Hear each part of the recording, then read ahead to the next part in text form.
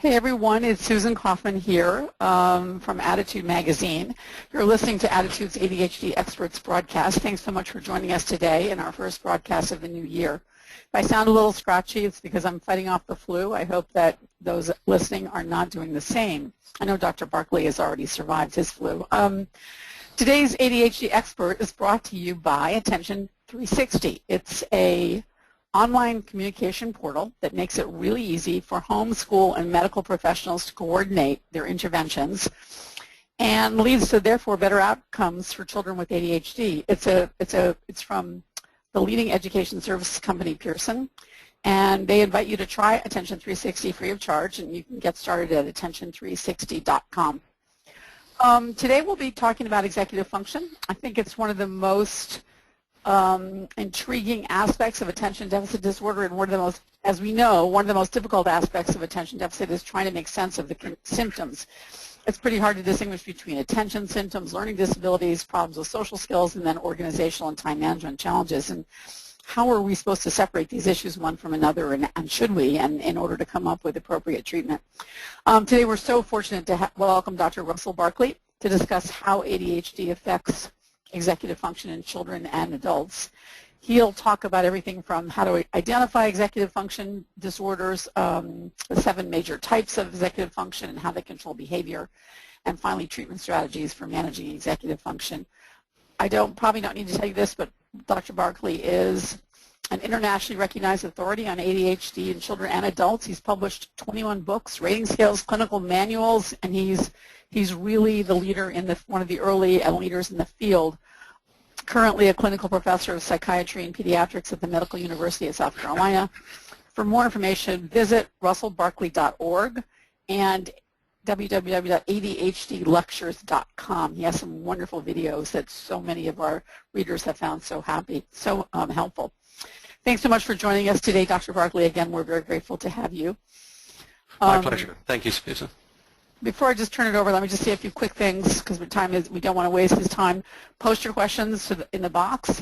Dr. Barkley's going to give an introduction to the topic with some very interesting slides that you'll be able to download from our site after the session is over.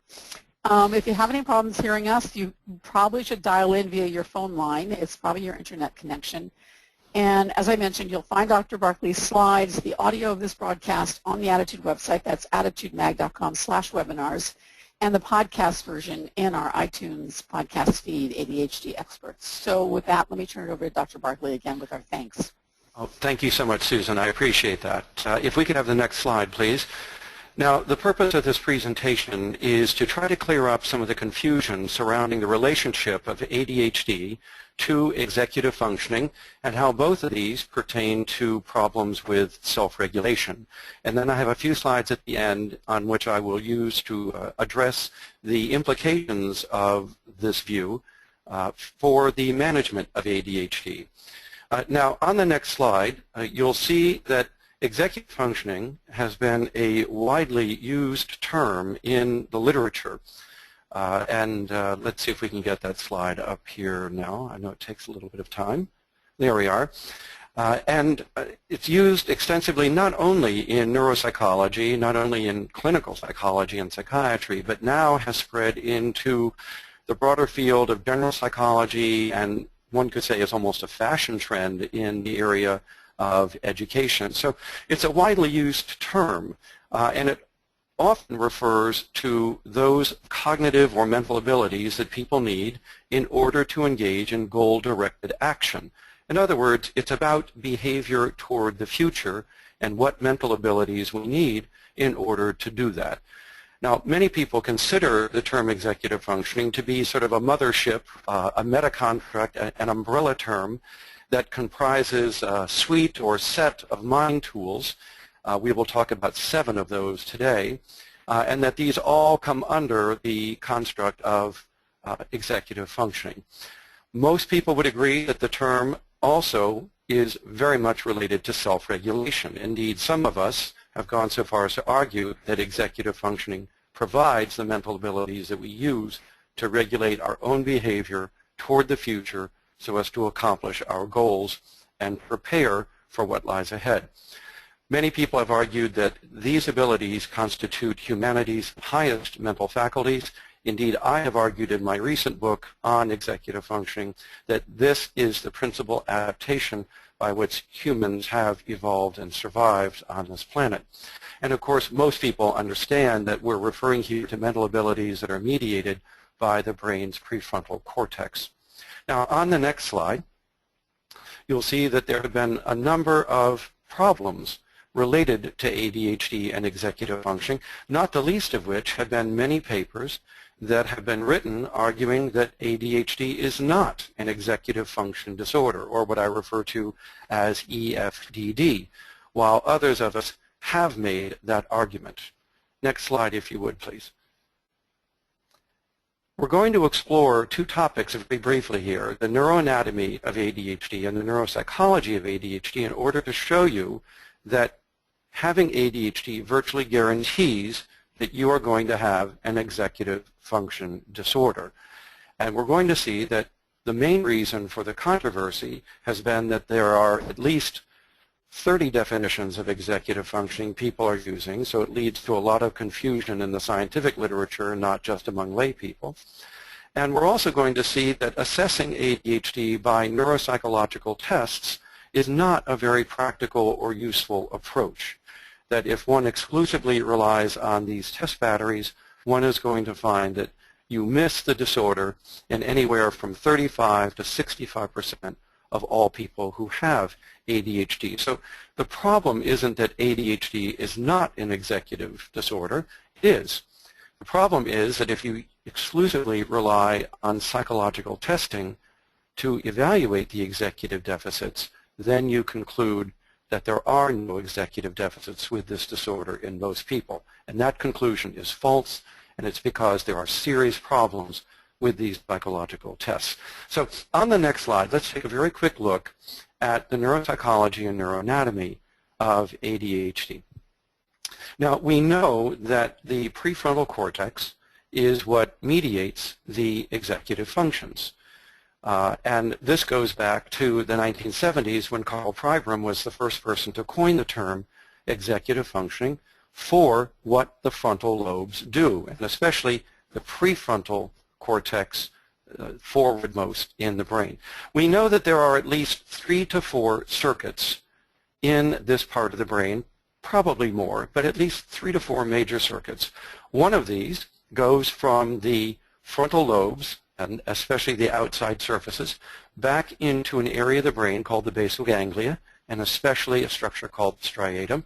And this is called the what circuit, or the cool or cold executive circuit. It is this circuit that involves using working memory, which is things that you're holding in mind, to guide your own behavior. So this is where what we think guides what we do, and especially what we think about plans, goals, in the future, and the specific steps we wish to employ to get there. So that's the what network. The second network goes from this same prefrontal area back into a very ancient part of the brain called the cerebellum, at the backmost part of your head. And this circuit is known as the when circuit. It is the timing circuit of the brain, and it coordinates not just how smooth behavior will be and the sequence of behavior, but the timeliness of your actions when you do things. As we all know, when we do something can be just as important to how effective it's going to be as what we are proposing to do.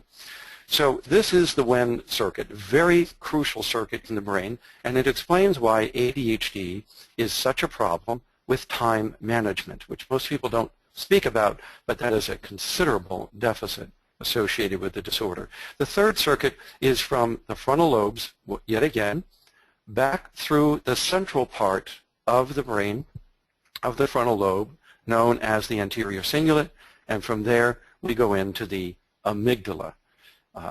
I'll just highlight, Stuart, I've lost the slides on my transmission here, so I'm not sure if something's happened there, but if you could bring those back up for me, I would appreciate that. In any case, there we go. We were talking about the circuitry involving from the frontal lobe through the midline of the frontal lobe, the anterior cingulate, and from there into the amygdala which is the gateway to the limbic system. Now, this circuit is very, very important. It's often referred to as the hot circuit. I've sometimes called it the Y circuit, but this is where what we think controls how we feel, and also how we feel about things, our emotions, reverberates back up to control what we think about. And it's called the Y circuit because this is the final decision maker in our plans. When thinking about multiple things we could be doing, this is the circuit that eventually chooses among the options based on how we feel about them, based on their emotional and motivational properties. So it's a very important circuit in the brain. You can now see that these are the circuits involved in the executive system. We know from hundreds of neuroimaging studies that these are the circuits involved in ADHD as well, and that these are the same brain regions that are underdeveloped and underfunctioning in ADHD. So it all makes perfect sense, given all that I've said, that ADHD has to be an executive function deficit disorder. Now, if I could have the next slide, please. I'll show you visually where these circuits are located. Now, you can see there's our front part of the brain, and we're principally looking at the right frontal lobe in this view. And you can see that we've cut away the back part of the right hemisphere so we can show some of these connections. And you can see the four-circuit here. We have from the frontal lobe back into the striatum. It's labeled in white there in the mid part of the brain. That's the what circuit. That's where working memory guides what we do. The second circuit goes from the frontal lobes all the way back to the cerebellum at the back part of the brain. That's the timing circuit. And the third, which you see here labeled as the emotion regulation circuit, goes from the same part of the frontal lobe through the midline and then goes down to that tiny little amygdala labeled in white here, which then allows control of the limbic system. That's the hot circuit. There's a fourth circuit here that I'll just briefly mention. That is from the frontal lobe to the very back part of the hemisphere. This is where self-awareness takes place. What you see here is called reality testing. This is where we're aware of what we do, how we feel, both internally and externally, what's happening to us. So we can think of this as the circuit for self-awareness. And ADHD also interferes with that circuit as well. So now you can understand the symptoms of ADHD quite nicely by viewing them according to these four circuits. And depending upon which circuits are most impaired and least impaired, does determine variation in the kinds of symptoms any given individual is going to have. So it very nicely explains the heterogeneity of the clinical cases that we see. Some people have more working memory deficits, some people have more emotion regulation problems, some people have more difficulties with timing and less difficulties with the others, but they all involve these circuits. So let me reiterate, ADHD is known to involve these parts of the brain. We now understand that these parts of the brain are crucial to at least 3 or 4 major brain function networks. ADHD, therefore, must be EFDD. It is an executive function disorder. Next slide, if you would, please. Now let's talk about how all of this relates to self-regulation, which is a very important function for humans. Indeed, only humans self-regulate to the extent that we do. We're going to see this connection by going in and defining self-regulation very quickly here as a 3-step process. Self-control involves, first of all, any action we direct at ourself. So these are self-directed actions. They're not directed at the environment. The reason we self-direct these actions is to change our subsequent behavior from what it otherwise would have been. So the self-directed action is for self-change.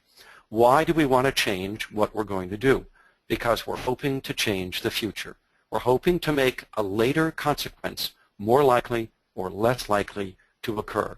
So self-regulation is always directed at the future, at the later consequences or delayed events. So again, self-control is anything we do to ourselves that changes our behavior in order to alter our future, hopefully for the good. Now, we can begin to see what an executive function is by looking at this definition. On the next slide, you'll see that the executive functions involve at least 7 major components, and each of them is an action to the self. So in my book, I've clarified the definition of executive functioning. So instead of relying on the other 25, we can rely on just this one. An executive function is something you're doing to yourself. And you're doing it in order to change your behavior. And you're hoping by changing your behavior that that changes the future for the better.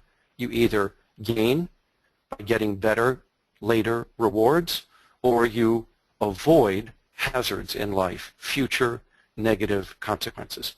Now, there are at least 7 major executive functions, and it helps if you think of each of them as something that you're doing to yourself. So here they are very quickly.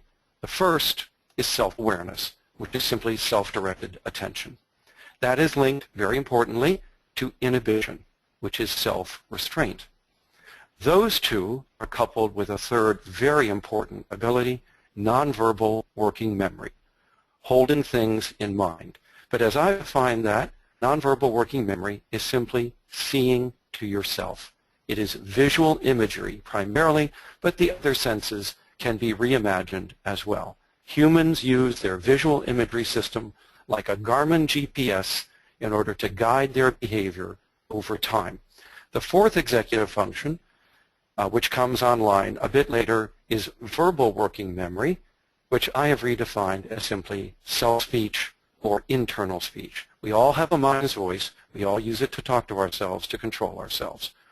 The fifth executive function involves taking the first 4 and using them to manipulate our own emotional states, kind of what you do in cognitive therapy.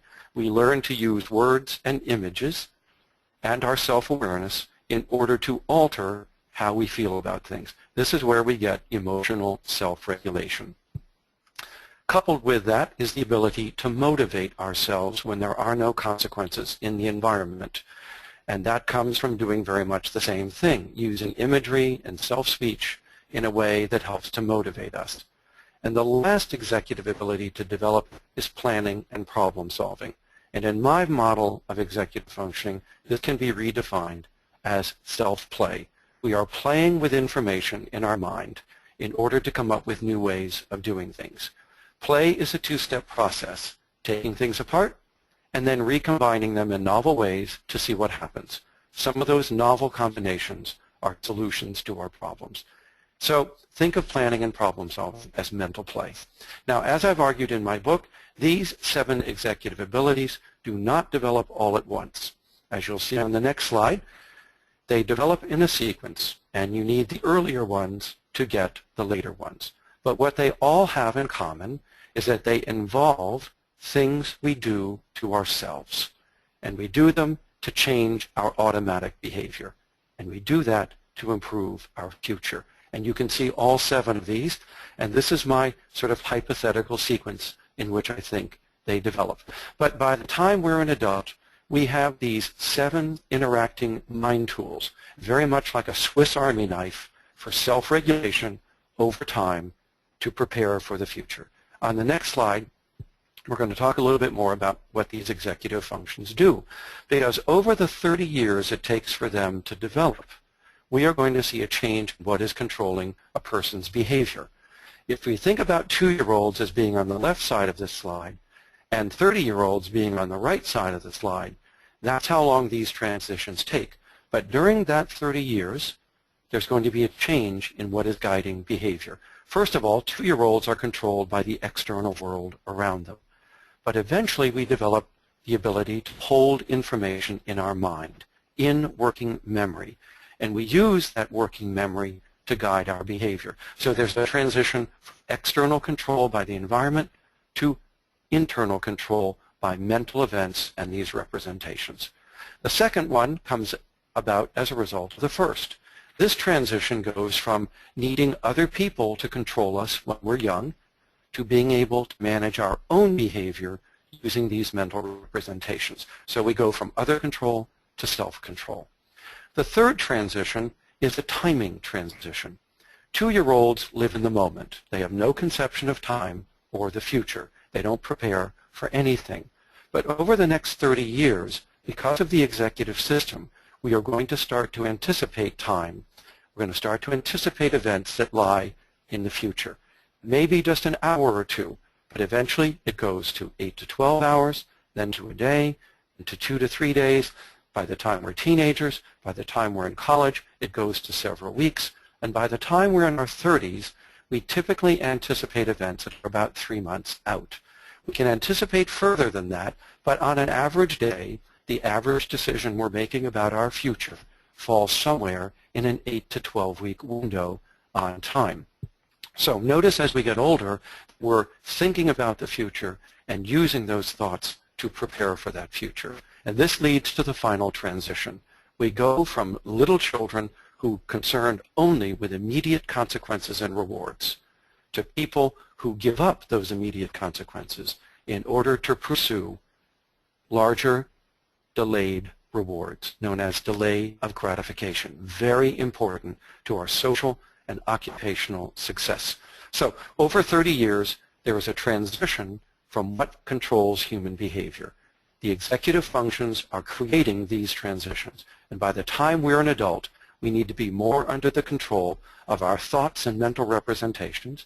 We need to be controlling our own behavior.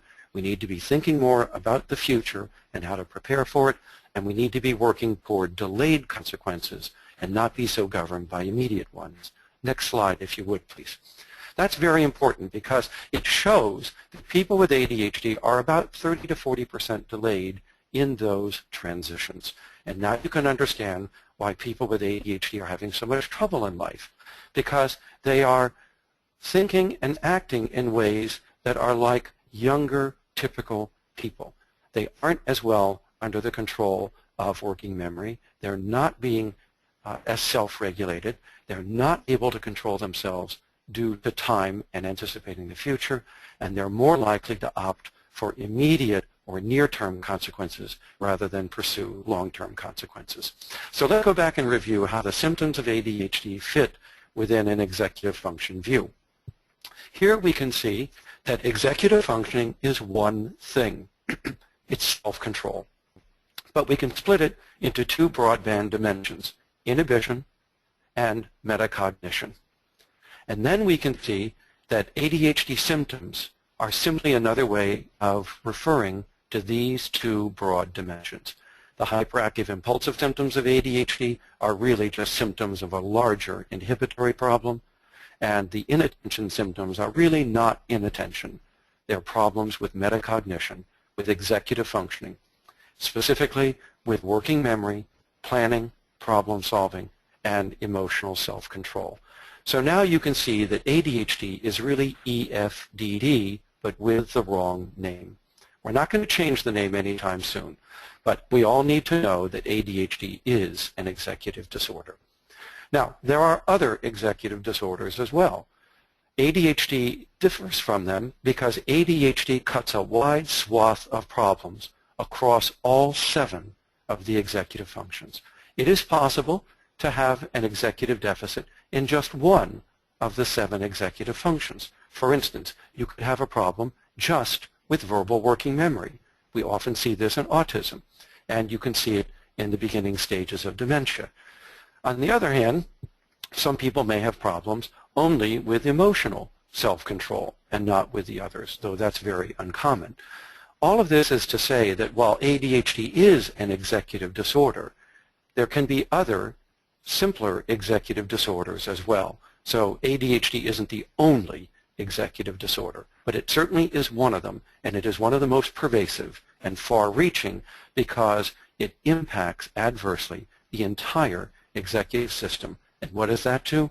It leaves the individual incapable of engaging in self-regulation toward the future as well as others. On the next slide, we'll begin to take a look at what all this means. Therefore, if somebody has ADHD, we are going to see problems to varying degrees in all 7 executive abilities. And to simply get to the chase here, we can think of ADHD as a problem with self-regulation over time to get to the future and to prepare for that future. In short, ADHD is a form of time blindness. It is a nearsightedness or myopia to the future. People with ADHD can only deal with things that are in the moment or near term. The further out in time events are, the harder it is for them to prepare for them and to accomplish them. So that leads people with ADHD to have a lot of trouble creating long strings of actions in order to accomplish longer-term goals. It means that ADHD is really IDD, Intention Deficit Disorder. People with ADHD don't really have an attention problem because they can pay attention to the now just fine. The problem is they don't pay attention to what is coming next, to what lies ahead, to the things they need to be getting done in order to have a better future. Those are intentions, not attentions. And so ADHD is really IDD. Now on the next slide, we'll take a look at what this may mean for management of ADHD. But before I do, let me just come back. I'd forgotten about this slide and just very simply show you we can think about the brain simplistically as a two-part system. There is the back part of the brain where we learn information. This is the knowledge brain. There is the front part of the brain where we use what we know for social effectiveness. That is for how well we succeed in life. So the back part of the brain is for knowing, the front part of the brain is for doing. And as you see here, ADHD separates these two brains so that it doesn't matter what the individual knows. They can't deploy it effectively in their daily life as well as other people are able to do at their age. So there's a disconnect between knowing and doing. And you can be the brightest person in the world with ADHD, but you're going to wind up doing rather silly things. And you may not be able to live up to your potential because you're not able to put into practice all of the knowledge that you have. Now, on the next slide, we'll take a look at what all this means for treatment. So what does this mean? It means that ADHD is not a problem with knowing what to do. People with ADHD are smart. They're as smart as other people are, and they largely know what other people know. ADHD is a problem with doing what you know, the performance part. And so here what we see then is a problem with the doing, not the knowing. What does that mean? It means that if you focus on teaching skills to people with ADHD, you lose. They won't work because all that involves is teaching knowledge. It doesn't help them use the knowledge that they have. So the second thing we need to do is not spend so much time on teaching skills, but instead put more time into redesigning the environment to help them remember what they need to be doing at crucial parts in their day when they're having problems with doing what they know they should be doing. In other words, we call this the point of performance, the place in your life at that point in time where you should be using knowledge effectively to accomplish your goals and do what you're supposed to accomplish. And you need to redesign these environments to help the individual prompt what they know and to use it effectively at that point. So dealing with ADHD involves a lot of re-engineering environments to make them more likely to facilitate doing what we know. Now, as I've said, all of these executive deficits are neurological in origin. And for many people, at least 2/3 to 3/4 of them, those neurological problems are a genetic problem. They're inherited. In about 1/4 or more of ADHD cases, the executive deficits, the neurological problems, are the result of acquired injuries to the brain, often during pregnancy and early brain development. But the point is this: ADHD is neurogenetic, it's neurodevelopmental, and because of that, that provides an ample justification for using biological interventions, medications, for the management of these difficulties. We can think of ADHD medications, therefore, as neurogenetic therapies. They go to the brain and they help to alter the expression of genes and nerve cells in the brain in order to temporarily improve the symptoms of these executive deficits. Now, one of the greatest findings over the last decade has been that we now have at least 31 studies that show that the longer children stay on ADHD medications, the more normal their brain development becomes over time. So there is now some accruing evidence, not yet definitive, but very promising, indicating that ADHD medications not only are not harmful, but they may well accelerate brain development in children. This would not happen in adults, of course, because the brain's already developed.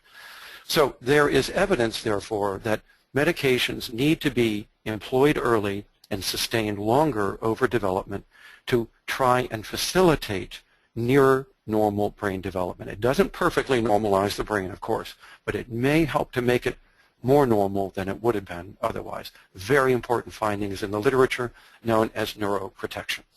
Now, originally we were very optimistic that you could cognitively train the executive system, particularly working memory, by practicing on various devices like the CogMed program or Lumosity on the internet, and practice these brain training games, and maybe they would help to boost executive functioning. But of course what we learned most recently is this is not the case. These games do result in some improvement on very specific tasks, but they don't result, as far as we can tell, in generalizing into the person's everyday life and improving their ADHD symptoms. So over the past year, reviews of literature have been very sobering in saying that the promise of these cognitive interventions hasn't lived up to their initial reputations. So practice these games if you want to and play them, and maybe you'll get a little bit of benefit out of them. But don't expect them to be the equivalent of the more established therapies for ADHD, like medication, behavior modification, cognitive behavior therapy that focuses on executive functioning problems, and so on. Those are far more effective. Now finally, one last comment here. You could try to make a case, given everything I've said, that ADHD creates a problem with diminished capacity and that people with this disorder shouldn't be held accountable for it. But my theory does not make that case. My theory says the problem with ADHD is not with the consequences. It's with the timing. It's with the delay to the consequences. So if you want to help people with ADHD, you don't excuse them from accountability. You do the opposite. You tighten up accountability. You make them more accountable more often to others using artificial consequences and other forms of accountability, and then you help them. But you don't help them by dismissing accountability. Next slide, please.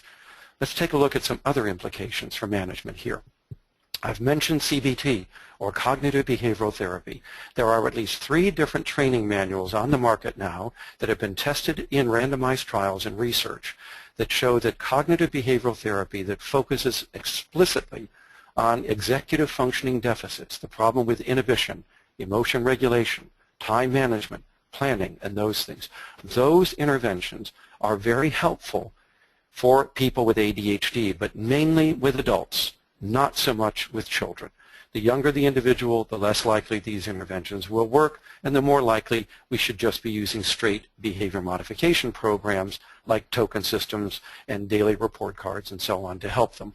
But with adults with ADHD, especially if they're on medication, research shows that adding CBT, particularly the programs by Mary Salanto or Steve Safran or Russell Ramsey, that these interventions do boost medication effects and help people with ADHD cope better with their executive deficits. Now, all of this is to say, of course, that ADHD is a chronic disability with executive functioning for most people across their lifespan. And since the key to treatment is changing points of performance in the natural environment to help them show what they know, then obviously one key to treatment is the compassion and willingness of other people in order to help the individual with ADHD. Let's go to the next slide and we'll wrap up then. How can we compensate for these executive deficits? Well, let's take a look at each executive function, and you can see the kinds of things that we could do. Now, I'm going to pass through these very quickly, but you can go to my ADHD lectures website and you can see several hours of lectures on the executive system and how to improve it.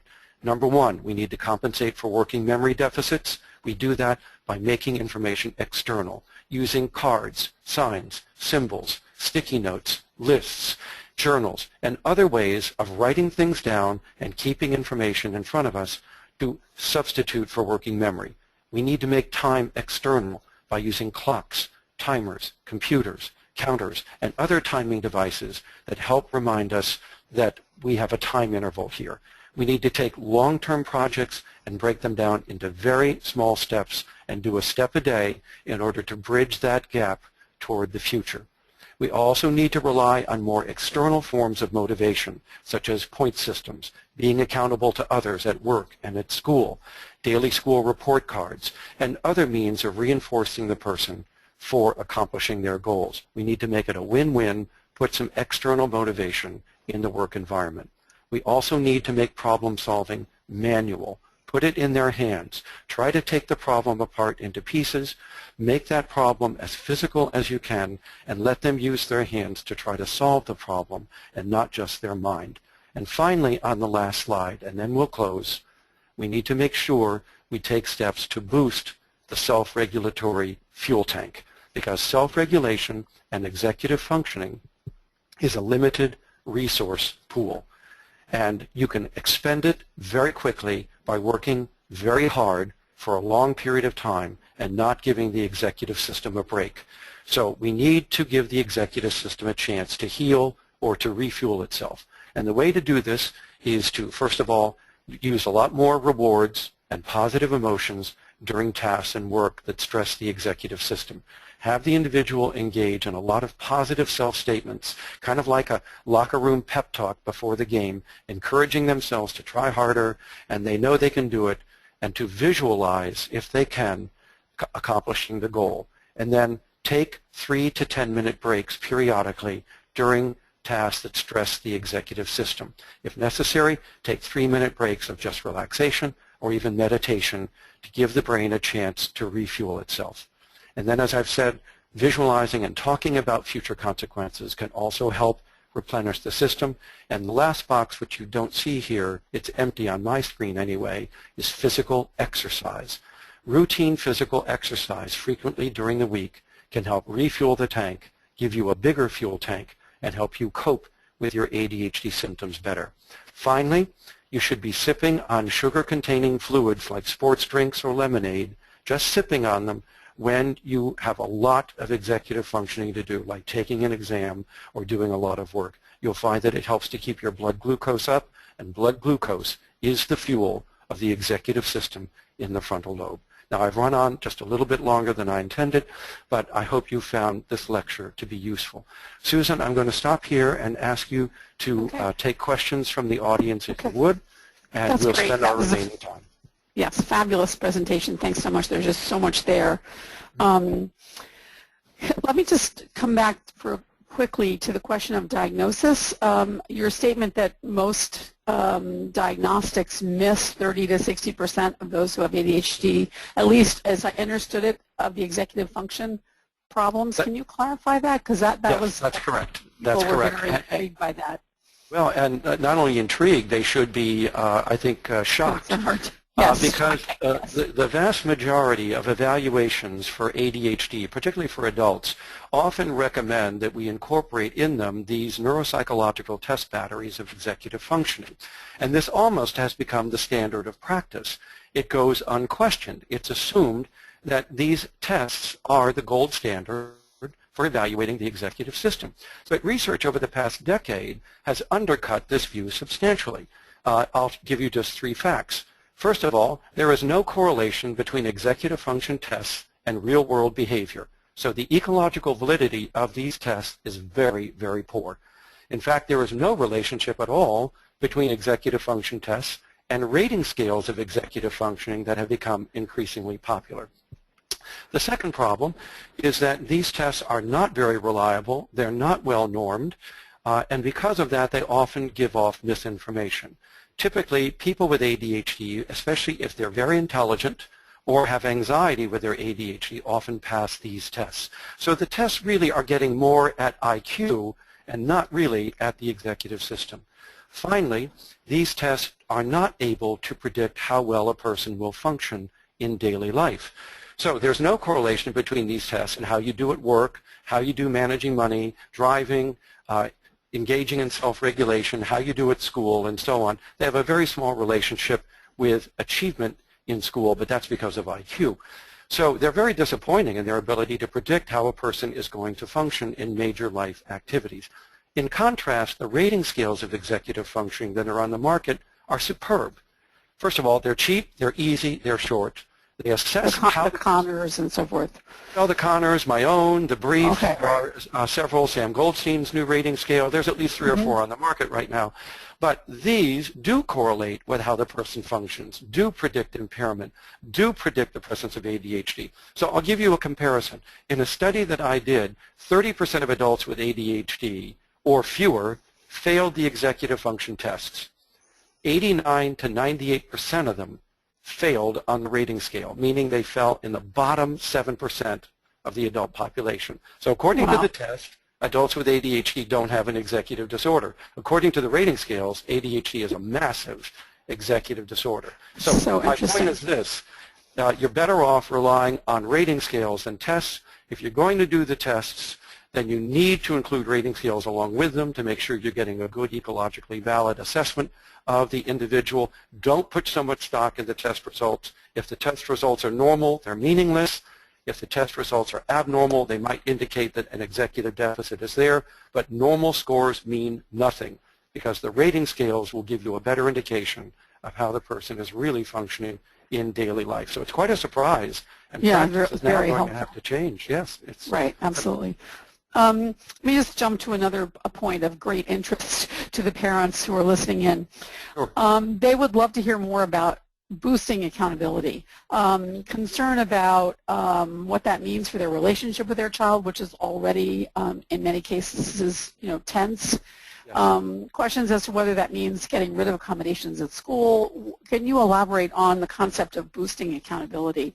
Well, the interventions for ADHD involve 5 things, and I'll just go over them quickly because then I can answer the question. First of all, parents need to educate themselves about the disorder, and that leads them to shift from blaming and a moral view of ADHD to a compassionate view of raising a disabled youngster. And with that comes a willingness to make these changes. The second thing after education is medication. So you need to think about that because 70 to 80% of people with ADHD will need to be on medication as part of their treatment plan. So you're not going to be able to do it alone in most cases just by psychological or social interventions. But you will need to add those psychological interventions anyway. The last 2 are behavior modification, which is what we were talking about under accountability, increasing rewards, increasing structure, increasing reminders to the individual, and that sort of thing. And the second part of the treatment plan is accommodations. So we don't want to get rid of school accommodations. Accommodation refers to changing the physical environment to help a disabled person perform better. You don't get rid of the disability. When I put a ramp in front of a building to allow someone in a wheelchair to enter that conference center, I haven't gotten rid of their disability, but I've made it less impairing. They can now enter the building and function better than they could have without the ramp. All of the accommodations that we get for children and adults with ADHD are ramps. They're artificial devices. They're prostheses that help people function better. They do not get rid of the disorder, but they can still be very, very effective at reducing impairment and adverse consequences. So by no means should parents be trying to get rid of accommodations. They should be seeking them out wherever they can in order to change the environment to help the child with their executive deficits. So for instance, a very simple one is making sure that assignments are broken down into very small pieces, much smaller quotas of work with frequent breaks in between so that the individual can restore their executive system and not tax it too greatly. In addition, you could have the child sitting closer to the teacher at the front of the room. That's an accommodation. In addition to that, you could do some modification by adding in points and other rewards and tokens and using a daily report card at school to evaluate the child at the end of each class and then linking that report card up with privileges at home for a successful day at school. Notice what I'm doing here. I'm focusing on rewards first, not punishment. Accountability means both. In other words, you have to focus on the things the child is doing well and encourage them and provide a lot of external reinforcement to that child or that adult. And then, only after you have boosted the environmental incentives, do you come back and add in mild forms of discipline, like taking away points, like taking away privileges, and so on for the individual. But you don't start with punishment because it will fail. You start with boosting rewards, and that's what I mean by accountability. Okay, that's helpful because I think there was some interpretation that it meant being stricter or harsher, but you're saying the opposite, in fact. I'm saying the opposite. I'm saying be more structured, be more systematic, be more approving, right, rewarding, catch them as fast as you can when they're good. And then, yes, you will selectively have to use mild forms of discipline, but then they will work. But discipline will not work if there is not sufficient incentives to encourage the person to do the right thing, and it will not work if it is delayed. So swift justice is important in addition to increasing rewards. Here's a question that is we hear quite a bit at Attitude, and it relates to motivation. Many parents talk about the fact that they just don't understand why their children seem so unmotivated, and they feel that they're constantly prodding them to take action. Is this executive function? If so, how should it be dealt with? The motivational issue seems to be specifically of concern to parents of teens and kids going into college shortly. Oh, of course, and well, it should be. So as you saw, one of the 7 executive functions is the ability to self-motivate.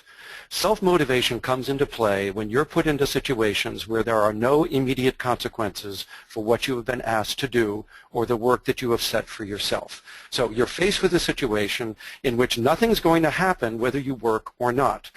Those consequences come later. Think about homework as a good situation, a good example of that. Whenever you put a child or an adult in a situation where work must be done but the consequences are delayed, people with ADHD are more likely to fail. And that's because they don't have the internal self-motivation in order to get through that situation. And you can carp about this all you want to, but it doesn't change the fact that this is a neurobiological deficit. ADHD really is motivation deficit disorder. So that's why you're going to have to make sure that whenever you put them in situations that involve protracted work in the absence of natural consequences, that you put in artificial consequences into that task. That's what tokens do, that's what points do, that's what having privileges, that's what putting pictures around the child of rewards that they can earn when their task is done. That's what having the child be accountable to you frequently, checking in on them every few minutes to see how they're doing. All of those are ways of adding external consequences into situations where there are no consequences. If you do that, they'll work for you. You need to think about ADHD as producing at least a 30 to 40% lag in executive development. So the ADHD person's executive age, now we're referring here to people under 30, not fully developed people, but we need to think that their executive age is a minimum 30% behind their chronological age. And if you'll think of it that way, now you know why they are struggling. Now you know why the teenager with ADHD has the self-motivation of an 8-year-old, not a 14-year-old, because they're delayed by 30 to 40% in the things that would motivate other individuals. That is why we have to step in and provide all of the external structure, the scaffolding, the reminders, the cards, the notes, the journals, the tokens. All of the things that we mentioned today are scaffolding for compensating for these internal executive deficits. And we should do that with the same way that we put ramps into buildings to allow physically disabled people to enter. And that is not with the idea that somehow you're only going to do this for a short period of time and then pull the ramp. That would be ridiculous. You have to do this with the idea that the ramp is a prosthesis. It's an artificial device that helps them to function. And it needs to stay there for a long time in order to help them function in that environment. So yes, your child has a motivation deficit. They can't self-motivate. But the solution to that is not to carpet them. It is to put motivation into the situation, make it a win-win, and use these external motivators to try to get them to work harder than they're able to do without them.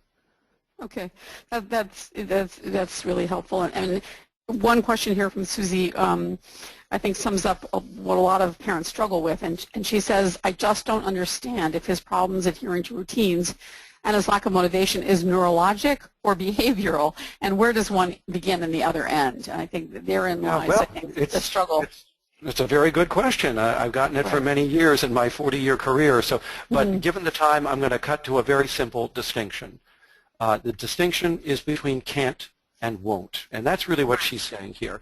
Now, we are arguing that ADHD is neurogenetic and developmental. It's a brain-based disorder, which means that for the most part, people with ADHD cannot help demonstrating or displaying the symptoms of the disorder. That's not a choice. It's not a lifestyle. They're not going to wake up one morning and smell the coffee and stop acting this way. So they can't behave in ways that other people are able to behave. But there will be times where the individual engages in defiant and oppositional behavior, where they won't do what you tell them to do. And indeed, 2/3 of ADHD children eventually develop this second behavior problem. And so you can see why parents would have a tough time deciding, well, which is it? because sometimes it's both. So here's a very simple rule.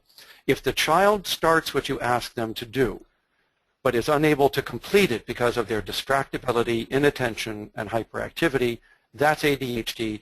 That's a problem with they can't do it. On the other hand, if you ask the child to do something and they refuse, that is not a neurodevelopmental problem. That is defiance, and that needs to be dealt with using a different set of tactics. And you can read more about that in my book, Your Defiant Child, which is designed to help parents deal with this kind of willful disobedience. So if they don't start it right away, it's they won't do it. That's volitional. If they do start it but can't complete it and get off task and get a lot wrong, that's ADHD, and that is a handicap. Okay. But this oppositional defiant disorder is often linked with ADHD, is it not? Yes, it is. 2/3 of the cases of ADHD develop oppositional disorder within 2 years of the onset. But part of the reason for that is that ADHD causes half of the symptoms of oppositional disorder. Half of the 8 symptoms for ODD are emotion symptoms. They have to do with anger, hostility, impatience, and frustration. And ADHD is causing those emotions. So if you have ADHD, you are already halfway down the road to a diagnosis of ODD. What you don't have yet are the social conflict symptoms, which is the refusal, the defiance, the arguing with other people. That's social conflict, and that's learned. And so the emotional problems that contribute to ODD are due to ADHD, but the arguing and the defiance that you get can be learned very quickly within a family if the family isn't handling those problems correctly. So ODD has 2 causes, social and neurological. The neurological side is ADHD. That's why when you treat ADHD with medication, you often see as much improvement in oppositional behavior as you see in ADHD behavior, but only if you treat early. The longer the oppositional behavior goes on, the more likely the social conflict has developed, the more likely it has been learned, and therefore the medication will not get rid of it completely. Okay, and very interesting. Managing time, you mentioned that time blindness is a characteristic of executive function disorders. We have a wonderful question here, not wonderful for her, but a very poignant question from a mother whose 6-year-old, very bright child, child who plays chess and knows every country in the world, cannot manage a routine when he gets home from school. So she says frequently he goes in the shower and then becomes obsessed with playing with bubbles, and she's clocked him in at 2 hours in the shower before she's finally intervened. Yeah. How as a parent, what are her expectations part of the problem, and how are parents over time to address what you described as a developmental lag in expectations for children? Yeah, well, I think there's 2 issues here. First of all, she's quite right that these children do have a lot of problem with adhering to schedules on their own and sitting down and accomplishing work, particularly work they don't want to do on their own because, again, it's not motivating, it's not rewarding. They'd rather do anything else that offers an immediate reward or that is certainly immediately comfortable for them than that. Also, I want you to keep in mind, remember what I said, you can exhaust the executive function fuel tank very quickly. And the school day does just that for ADHD children. So you do not want to be doing schoolwork once the child gets home from school. You want to take a break. You want to let them, if they want to, take a quick shower. We're talking 15 minutes here, set a timer, turn off the water, and then obviously the child can get out of the shower, dress, and now we're ready to start. Maybe they need a snack. Maybe they need a break. Maybe they need to go out and do some exercise in the house or outside in the yard. But do not do something that taxes the executive system. Give it a break. And then maybe within an hour after arrival home from school, we can sit down and begin to tackle the work that needs to be done. But even then, it needs to be broken up into short intervals. So you do what I call, there's the 10 and 3 rule. 10 minutes of work, 3-minute break. 10 more minutes of work, 3-minute break. It doesn't have to be based on time. You can set a quota of the number of problems. Do 5 problems, take a break. Do another 5, take a break. So you need to intersperse the work with frequent breaks in order to keep that executive system from being exhausted by the task. It also provides, of course, an opportunity to encourage the child, show approval, give some points or tokens, and other ways of rewarding the child for the work that they've done. But don't expect them to sit down and do 50 math problems at a time, because that tells me the problem is you, not the child. You don't understand the disability. If you understood the disability, you would never give somebody that many problems to do at one time. So back to this particular question, the parent does need to limit the amount of time in the shower by using a timer, setting that timer and telling the child when that timer goes off, you are coming in and shutting off that water. Or whatever else they may be doing in which they're having a fun time. Maybe it's playing on the internet or playing video games. But in any case, you set the timer, you give them a little break, and then you shut the device off. Then we get into work, but the work is always very brief periods interspersed by periods of break, exercise, and reward, and then go back and do the work again. Okay. I think the interesting thing about what you're saying is if this person was expecting this child to develop the ability to manage the schedule himself. Not going to happen. 6.5, and yeah, and you're saying not going to happen. Limit the shower time. I come back to the point I made earlier. I don't care how bright you are, your executive age is 30 to 40% below your chronological age. That's what parents have to look for. They have to lower their expectations and lower their strategies back to that executive age and not expect this child to be doing what other people their age are doing on their own, because that is a disaster. That is what leads to the conflict, the fighting, the yelling, because you expect normal, they can't deliver normal, and everybody's upset. So you need to be thinking about, if my child is age 10, he is more like a 7-year-old when it comes to his organization, his planning, his time management, his self-control. How would I deal with a 7-year-old? And that will give you a lot of ideas about how to approach that child. But you never approach them as if their executive age is equivalent to their chronological age. Okay. What does that mean for college? There's so much concern about, high school 17-year-olds headed off to college. And if they're 30% younger, I mean, what is your advice to parents of college students high school students who clearly are not prepared to manage life in college on their own? It means, as you implied, there are going to be big problems. First of all, this explains why only 5 to 10% of ADHD children ever go to college and finish college. Even though a third of them start college, the vast majority of them never finish it, because college, more than any other environment, taxes self-regulation, self-organization, and executive functioning. It's why a third of ADHD children don't even finish high school.